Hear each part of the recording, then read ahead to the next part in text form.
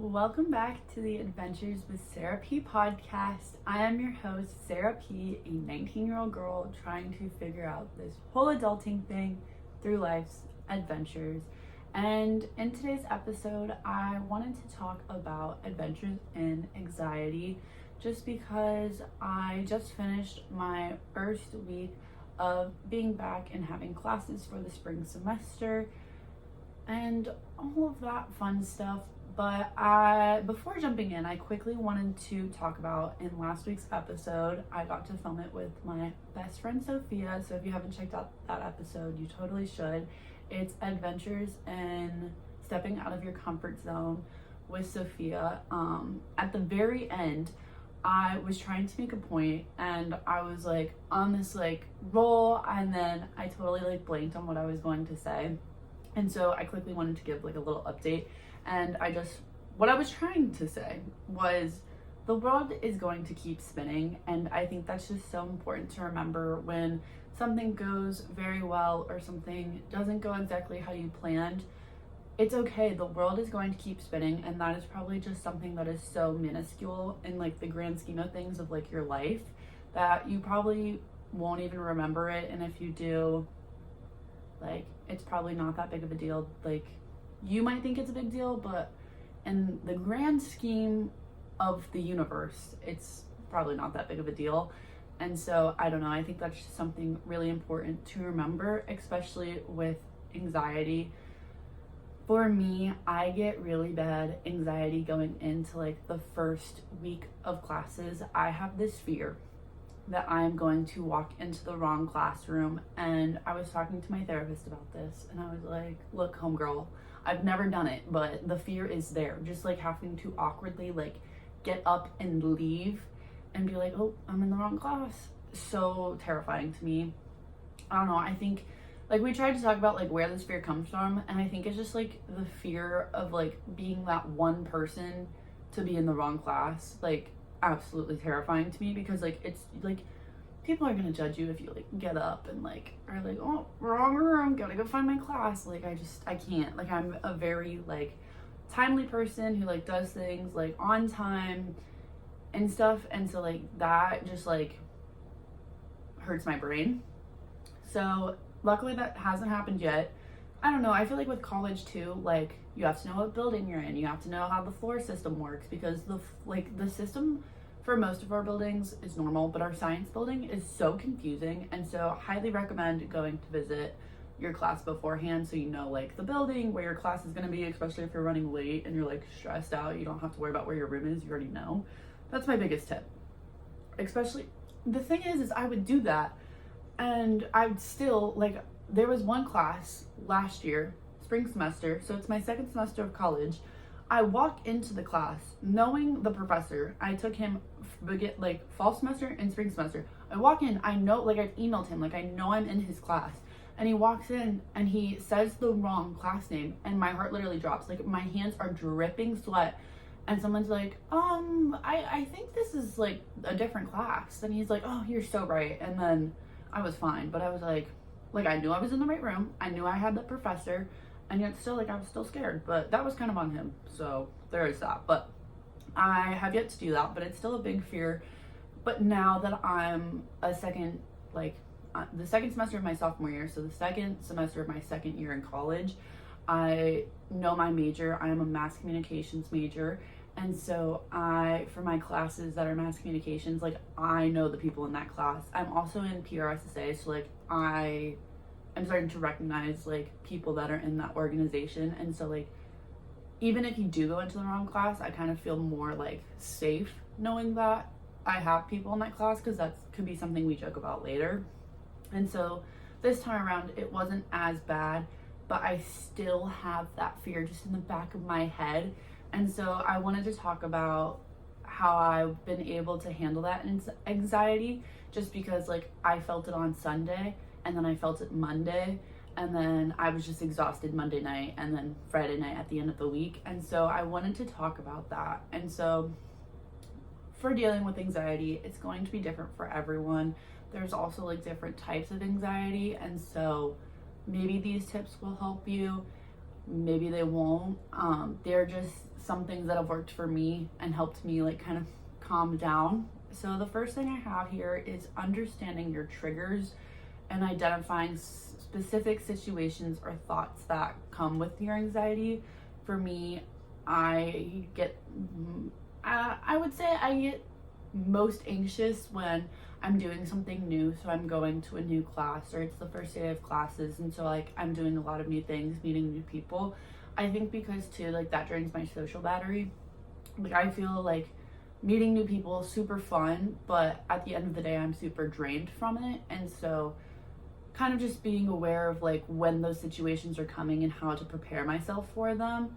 I would also say too, giving a presentation I get very anxious for, and so for that, like, I kind of just have to keep that positive mindset and just kind of prepare myself both physically and mentally for that. And so I'll run through the presentation, I'll like do that mentally, and I'll do that physically, like presenting it to like my mom or something, or just like at night, like when I'm trying to go to bed, like, and I'm feeling a little anxious for the next day, like I'll just run through my presentation, and then if I forget anything, I'll like get my phone and check my notes, or I'll like write it down, so then in the morning like I won't forget and I'll be able to like refresh my memory. Same with tests, I kind of do the same thing about like for that.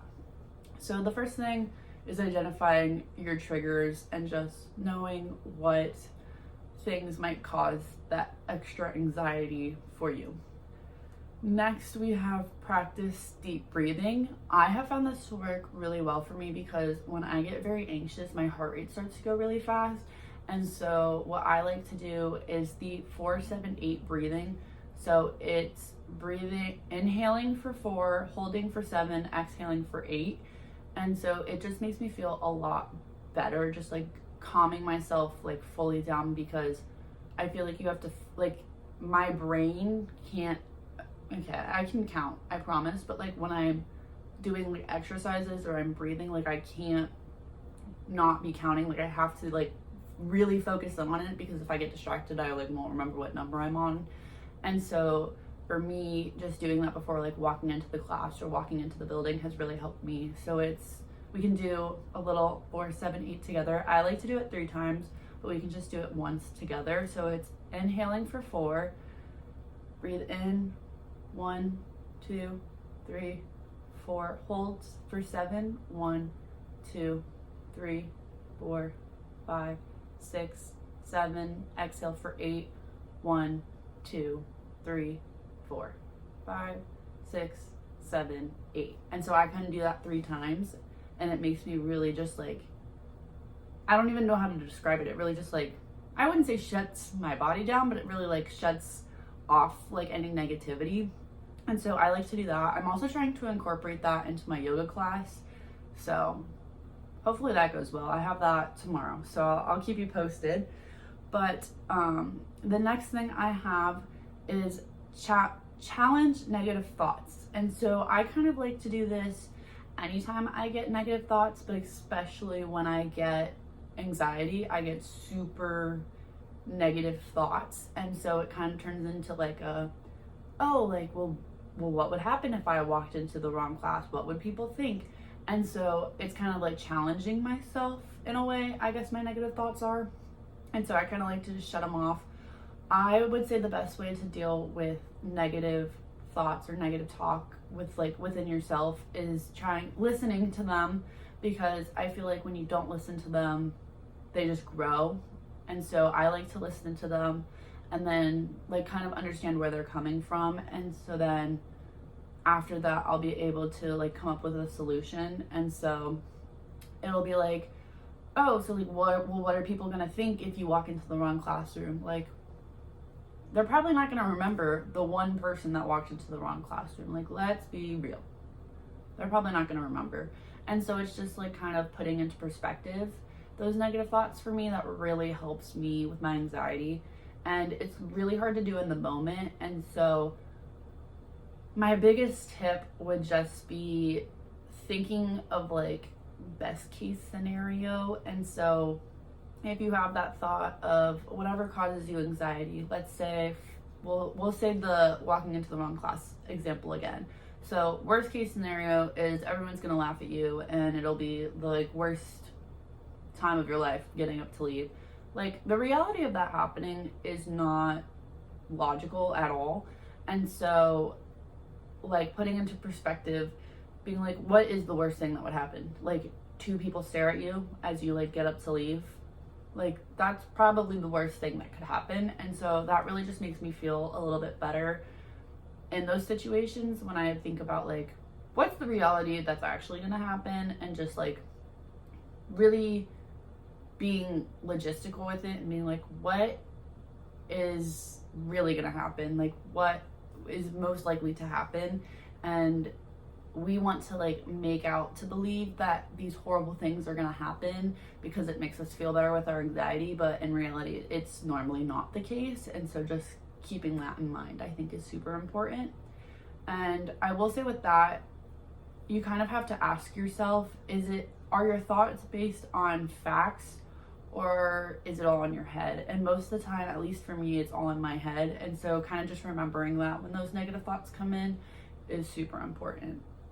The next thing I have on here is get good sleep, because just a lack of sleep can really amplify your anxiety. At least it has for mine.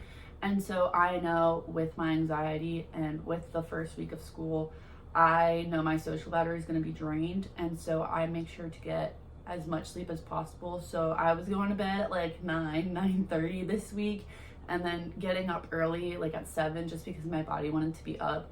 But my body was just so exhausted, and I don't really know if that was because I had the nose surgery and my body's still recovering from that, or if it was like a combination of that and like my social battery. But I just knew I was tired and I needed to get sleep. And so getting sleep is super important if you're in really high stress situations, or if your social battery is being drained. Just getting sleep, giving yourself what you need to be successful is super important. And for me, I love prioritizing my sleep. There's just something about it when you wake up from a good like nights of sleep and you're just like, oh, I feel rejuvenated. So I really like to prioritize that and just make sure I get enough of that. And so if you're feeling like your anxiety's like creeping in, or it's a little more amplified than others, then I highly recommend consistently getting good sleep. The next thing I have on here is limit time on social media. I stand by this because I don't know, this week I've been, I wouldn't say like insanely busy, but I've been occupied enough where I feel like I haven't spent that much time on my phone. And when I have, it's been like in the morning when I'm in the gym. Like I like to like go on the treadmill for an hour, and then I feel like that's kind of like my social media time. And so other than that, like I really feel like I haven't been on my phone. Like I haven't been on TikTok or like Instagram that much. And so it's been really nice having like a break from social media. And I feel like depending on what you use social media for, it can really amplify your anxiety or those negative thoughts. And so I would recommend kind of just sticking away from using them. I've really enjoyed crocheting, like just finding new ways to like spend time like off your phone. So I enjoy crocheting and reading, and so maybe that's something you could try. I also enjoy walking like at the gym, just on the treadmill. When I like would prefer to walk outside, but Maryland has just been insanely cold recently, and it's a little frustrating because it's been a little bit bipolar. Like the day I came back to Maryland, like the next day it was like 70 degrees, and then after that it's been like 50, 40, 30, and it's just been cold. And so I've been going to the gym, so I kind of have to like adapt to those situations. And so I don't know, you got to do what you got to do is best for you. And so I really enjoy walking and getting my body moving in the morning. And so when I'm home in Florida, that looks like going on a walk on the beach where it's nice and warm, but I don't have that here. And so I still want to get that energy going, because I definitely feel like I'm more of an early bird, which I never would have guessed I would have said in high school, because I hated mornings. But I just like cannot stay up late. Like I can't do it. And so I like to get and be productive, like get things done in the morning. And so that's kind of how I like use my time. But going back to the social media thing, I definitely just think that social media is a platform where it's very easy to compare yourself to others, or what others have, or things that people comment. whether they're nice or not. And so just not having to deal with that is something that I've noticed has helped with my anxiety. I will say being on your phone and just like scrolling through like your home screen to look busy has been super helpful in situations when I'm like standing outside the classroom and like everyone else is standing outside the classroom and like no one's really like speaking. Like I will just like be on my phone, listening to my music, just like scrolling back and forth on my like lock screen until like our professor comes. But also in those situations, if you're feeling extra energized, just going up to someone and trying to like find someone to sit with. I will say it is easier the more you like get into classes for your major because you'll like recognize people, but that was something that really worked out in my math class. I have to take one math class and I'm just not a math girly, but this girl like came up to me and was like, oh, like, are you in math 105? And I was like, I am, with this professor. And she was like, yep. And so then we just sat next to each other and it really worked out. But I would also recommend that. So getting off your phone could be helpful, but not everyone is able to go up and meet someone. So in that situation, sliding back and forth on your lock screen might work for you. The next thing I have on here is build a support system. For me, that is texting my friends like, oh, I'm headed into class, like just wanting to let you know, or calling my mom after class and being like, oh my gosh, this professor is terrifying. This is gonna be a really hard class. Just stuff like that makes me feel a little bit at ease, or just meeting up with someone in between classes could feel really nice. For me, I have Mary, and so we get to see each other like once a week. We had class together my first semester of my freshman year, and it was a really hard class, and so we've bonded over it ever since. And so now she takes a night class and I also take a night class, and we have like a really large gap in between, like 2 hours or so. And so in those 2 hours we'll like grab lunch together, and it just like really breaks up the day. And so then like I can complain to her about any classes that I'm taking, and she can complain to me about anything going on in her life and classes and all that fun stuff. And so kind of just like surrounding yourself by people that are gonna make not your life easier, but like your life better, I guess you could say. That's a little cliche, but just people that are gonna support you, I think is super important. And like finding those people and having those people to just text or call, especially when something's not going well. Like if you go into a class and you're like, oh my god, this is gonna be the hardest class ever, just being able to call somebody after and being like, please sympathize with me, like this is gonna suck, is always nice. And there's just something about having a support system when you're really anxious that just makes me feel better. Like just knowing my mom is a phone call away if I have something to complain about, or texting my friend about whatever. Like I have a professor that kind of looks like one of my friend's one of my friend's dad. There we go. And so I texted her and was like, oh my gosh, like, is your dad now a professor at Towson? And so just like fun stuff like that could also be nice. But I would say I have one class this semester which I know is going to be a little bit more difficult than the others. And so just being able to call my mom after my class and be like, oh yeah, this one's gonna be a little bit tough, was just super nice. So finding a good support system can be super helpful. The next thing I have is find moments of calmness. This kind of goes with the breathing, just taking a second or a moment to kind of reflect on a situation or do something that you enjoy. And so throughout the day, I have kind of like hour breaks in between my classes. And so in those hour breaks, I'll get food, or I'll like go on YouTube, or if I'm not brain dead, I'll start working on an assignment for class or a reading that I have. But finding those moments I think is super important, especially when you're feeling anxious and when you know something is going to be causing you some stress or anxiety. I will say too that at the end of the day, you can feel really like burnt out. And so doing something that you enjoy at the end of the day could also be helpful, like rewarding yourself with something, whether it's like, you know, eating your favorite candy or going to the store or going on a walk or reading a chapter of your book, I think helps me with those times, because it's like, I think there was a TikTok sound a little while ago, and it's like it's like a reward. And so being in those stressful situations, you have to kind of understand where you're coming from, like with your body and your mind, and being able to reward yourself after those high tense situations is super important, whether that's rewarding yourself with a nap or an extra hour of sleep or doing a self-care night, just something that's going to make you feel like better, because you need to listen to your body. And if your body's telling you that you need to take a long shower, then after a really hard day, I would recommend taking a long shower after a really hard day, because it's gonna feel good. And so little stuff like that, I think, is super important, especially when you're in high intense situations that are causing you stress or anxiety. So I really enjoy rewarding myself. I'll give myself like I have like trail mix, and I'll like give myself, after like a hard day, like, that extra chocolate might be nice.